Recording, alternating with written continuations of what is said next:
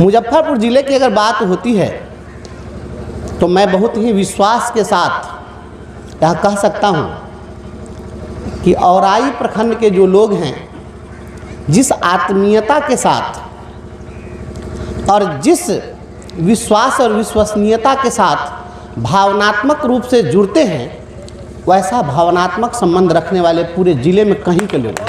मैं ये दावे के साथ कह सकता हूँ। आप देखेंगे कि औराई के लोग सबसे ज़्यादा आज भी कंठी धारण करते हैं, इस क्षेत्र के लोग।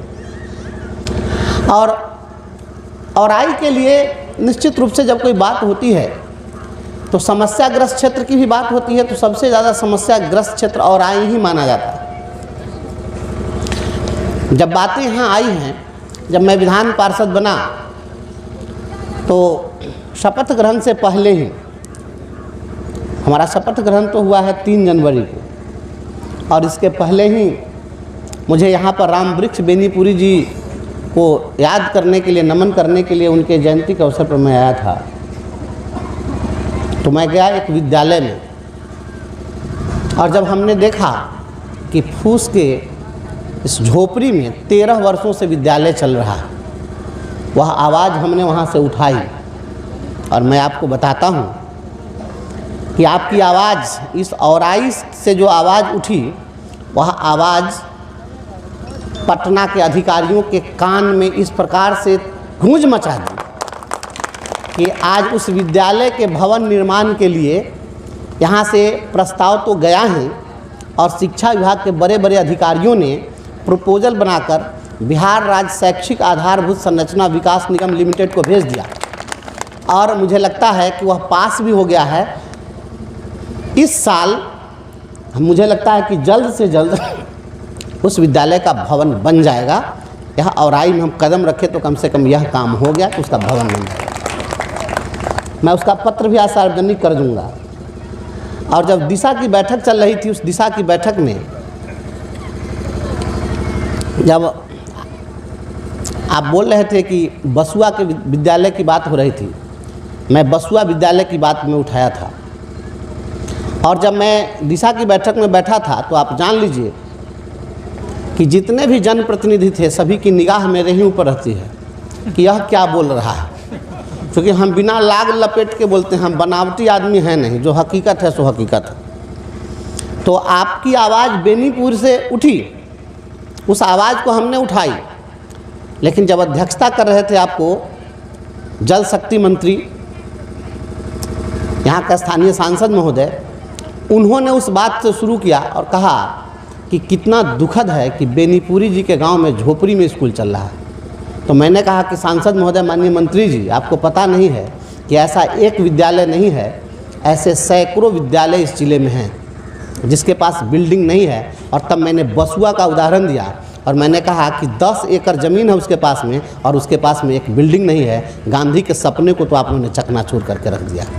क्या गांधी जिसने सोचा था कि हम जो स्कूल बनाने जा रहे हैं, उस स्कूल का ऐसा दुर्दिन होगा कि बिहार में सुशासन की सरकार होगी, और सुशासन की सरकार में एक विद्यालय, एक मकान के लिए, एक कमरे के लिए तरस रहा होगा। अगर ऐसा सपना, अगर आज़ादी के स्वतंत्रता सेनानियों ने अगर सोचा होता तो शायद देश के लिए फांसी के फंदे पर वो नहीं चढ़ते। लेकिन जब बात वहाँ पर उठी, हमने और भी विद्यालयों का उदाहरण दिया, तो यह तय हुआ है, जल्द ही प्रोसीडिंग उसकी आ जाएगी।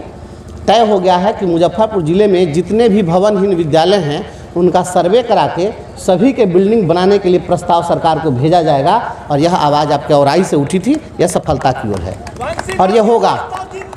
चलिए, ऐसा होगा। हम शिक्षा के क्षेत्र में ही काम करेंगे। देखिए, मेरी तो आवाज़ पूर्णतः बैठी हुई थी, मैं तो अभी कुछ बोल ले रहा हूँ, लगातार मुंह में लौंग रखा हूँ। एस्नोफिलिया बढ़ जाता है तो मुझे परेशानी होती है। एक बात मैं बहुत विनम्रता से आप लोगों से कहना चाहता हूँ, यहाँ जितने लोग आज बैठे हुए हैं, आप स्वयं अपने से पूछिए, इस चुनाव के पहले आप लोगों को विश्वास था कि बंशीधर ब्रजवासी चुनाव जीत जाएगा? बहुत कम लोग जो शिक्षक थे उनको विश्वास था कि हमारे पास ये ताकत है। लेकिन शिक्षक के अतिरिक्त जो लोग थे, उन लोगों को लगता था कि तो मास्टर सब तो जात पात में बट जाता है, तो जात पात में बट जाता है तो ये वोट क्या कहाँ देगा, कोई ठिकाना है, कोई चुनाव नहीं जीतेगा। देखिए, दिक्कत यही बात है कि हम लोग अपने अंदर विश्वास पैदा नहीं कर पाते।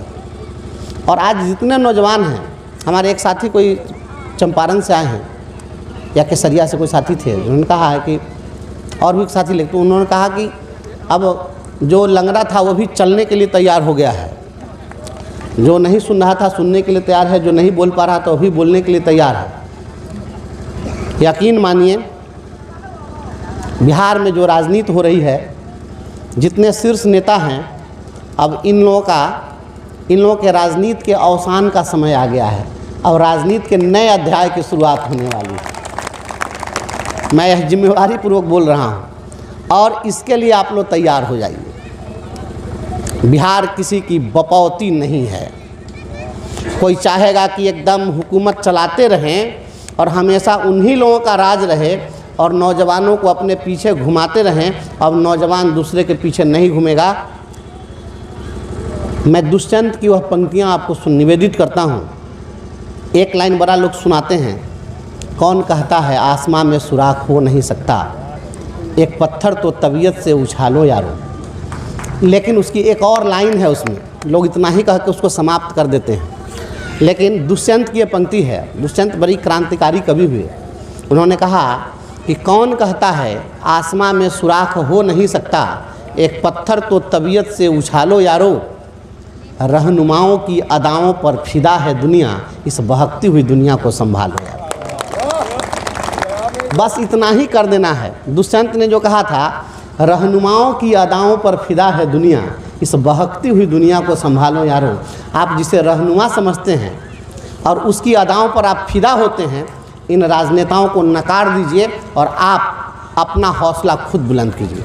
अपनी जमी अपना आकाश पैदा कर, अपने कर्मों से एक नया इतिहास पैदा कर। मांगने से मंजिल नहीं मिलती है मेरे दोस्त, अपने हर कदम में एक नया विश्वास पैदा कर। और अगर आपने विश्वास पैदा कर लिया तो आपको किसी रहनुमा के आगे पीछे करने की ज़रूरत नहीं होगी। आप जिसको रहनुमा समझते हैं, उसमें से कौन सा रहनुमा है जो जाकर चीफ मिनिस्टर के सामने बोलने वाला है? हमको बताइए कि कोई बोलने वाला हो। जितने लोग हैं सभी लोग परिक्रमा करने वाले लोग हैं, बोलना नहीं चाहते हैं। दिक्कत यही बात है। यहाँ से जीत कर तो जाते हैं बोलने के लिए, लेकिन वहाँ बोलेंगे नहीं। और बोलेंगे क्यों?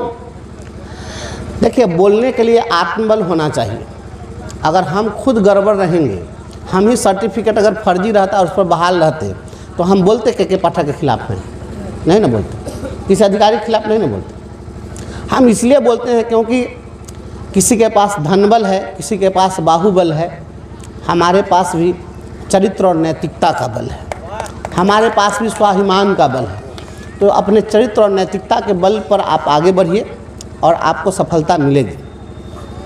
देखिए, हम चुनाव जीते हैं, आप लोगों को लगता होगा बहुत बड़ा काम हो गया, मुझे तो ऐसा कुछ नहीं लग रहा है। कितना वोट हम लाए हैं? 23,003 वोट लाए हैं फर्स्ट प्रेफरेंस का, और 27,744 वोट टोटल मिला करके हमको आया है। 4 जिला मिला के ही 27-28 हज़ार वोट लाए, यही वोट लाए। लोग 15,000-16,000 पर जीत जाते थे, हम लगभग 11,000 वोट से जीते हैं।